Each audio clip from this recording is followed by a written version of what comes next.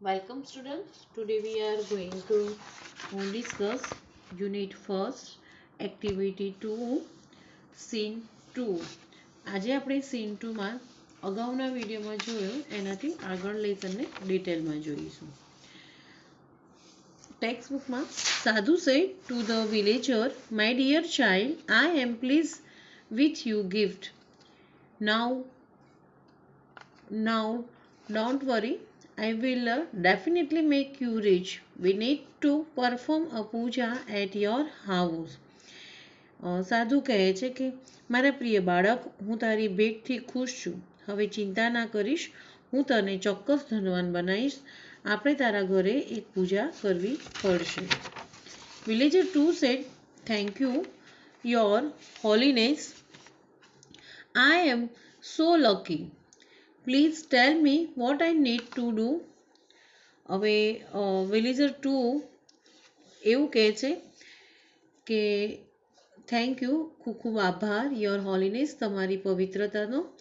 આઈ એમ so lucky, ખરેખર હું ખૂબ જ નસીબદાર છું. Please tell me what I need to do, કે મહેરબાની કરીને મને કહો કે શું જરૂર પડશે, શેની જરૂર પડશે.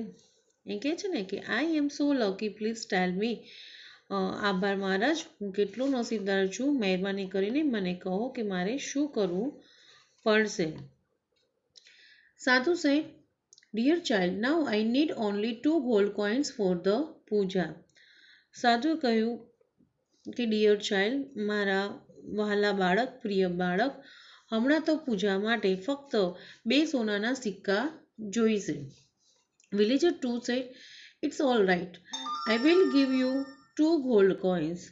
વિલેજર 2 કહે છે કે બરાબર છે, હું તમને 2 સોનાના સિક્કા આપીશ. સાધુ said, "बच्चा तेरा કલ્યાણ હોગા."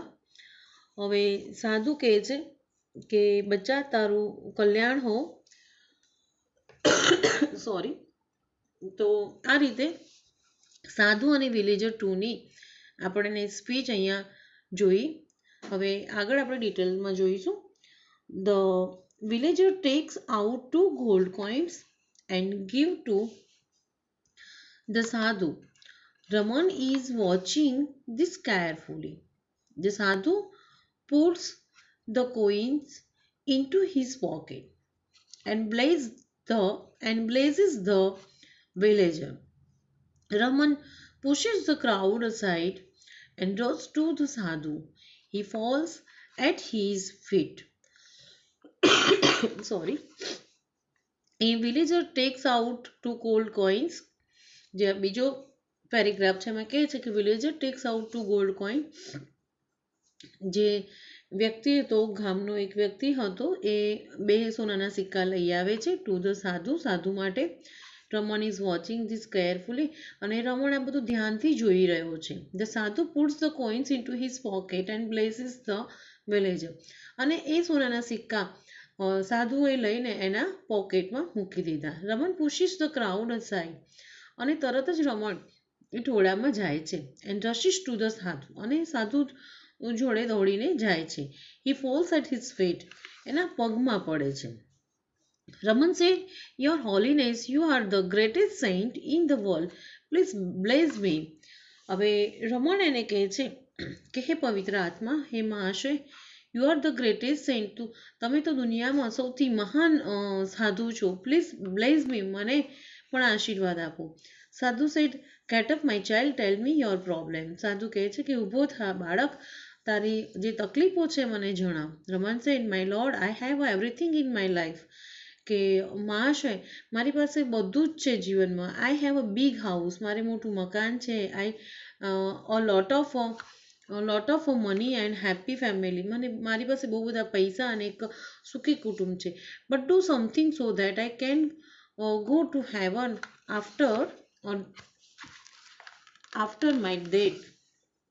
અહીંયા કહે છે કે હે મહાશય, મારી પાસે એક મોટું મકાન છે, બહુ બધા પૈસા છે, આનંદિત ફેમિલી છે, ખુશી પરિવાર છે. But two something so that, કંઈક એવું કરો કે I can go to heaven after my death, કંઈક એવું કરો કે મર્યા પછી હું સ્વર્ગમાં જાઉં. Sadhu said it is a very easy for me come come nearer. સાધુ કહે છે કે એ તો ખૂબ જ સરળ છે, તું મારી એકદમ નજીક આવ. તો આ રીતે સાધુ અને રમન જોડે વાતચીત થાય છે. તો જો શરૂઆતમાં વિલેજર જે છે, ગામના લોકો છે, સાધુથી ઇમ્પ્રેસ થઈ જાય છે અને સાધુ ધીરે ધીરે એમની વાતોમાં લાવીને એમની પાસે તે અનાજ સોનાના સિક્કા ને બધું મંગાવે છે અને આ બધું લઈને પોતાના પોકેટમાં મૂકે છે. ત્યારે રમણને જાણ થાય છે કે આ કોઈ ધુતારો સાધુ છે. એટલે બધું જોઈને પછી પોતે પણ એના ટોળામાં જાય છે અને સાધુ પાસે એક વોન્ટ્સ કરે છે કે મારી પાસે બહુ બધા પૈસા છે, સારું એવું મોટું મકાન છે, સારી ફેમિલી છે, બટ મને એવું કંઈક આપો કે મૃત્યુ પછી પણ હું સ્વર્ગમાં જઈ શકું. તો સાધુને થયું કે સારું, આ બીજો મારો કોઈ સંત છે અને કહે છે કે it is a very easy for me come nearer, કે એ તો મારા માટે ખૂબ જ સરળ છે, તું નજીક આવ.